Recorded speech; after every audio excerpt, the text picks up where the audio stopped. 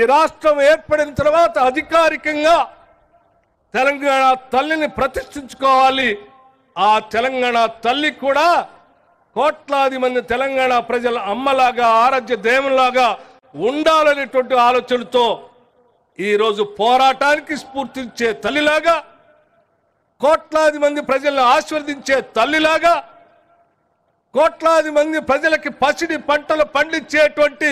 పచ్చని తెలంగాణ కనబడేటట్టుగా ఆకుపచ్చ రంగుతో చీర,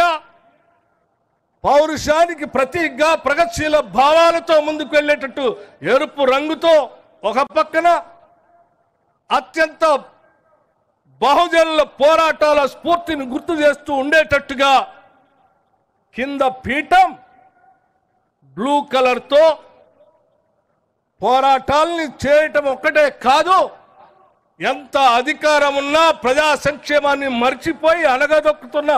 ప్రభుత్వాన్ని నిలదీయటానికి తెలంగాణ ప్రజలు ఎప్పుడూ సిద్ధంగా ఉంటుంది అని చెప్పి పిడికిలి బిగించి చూపించినటువంటి తెలంగాణ స్ఫూర్తిని పీఠానికి కింద పిడికిళ్ళు గుర్తుగా తెచ్చుకున్న తెలంగాణలో ఆ తల్లిని అమ్మని గౌరవించుకుంటామని చెప్పి అరచేతిలో నిలబెట్టుకొని పూజిస్తామని చెప్పేటువంటి ప్రతీకగా అరచేతులు ఈ రకంగా యావత్ తెలంగాణ సమాజం యొక్క గౌరవాన్ని పెంచుకునేటట్టుగా మనం ఈరోజు గొప్పగా తెలంగాణ తల్లిని ప్రతిష్ఠించుకుంటున్నాం. మన అమ్మ, మన నానమ్మ, మన అక్క ప్రతిరూపంగా ఈరోజు తెలంగాణ తల్లిని ఇక్కడ ప్రతిష్ఠించుకుంటున్నాం.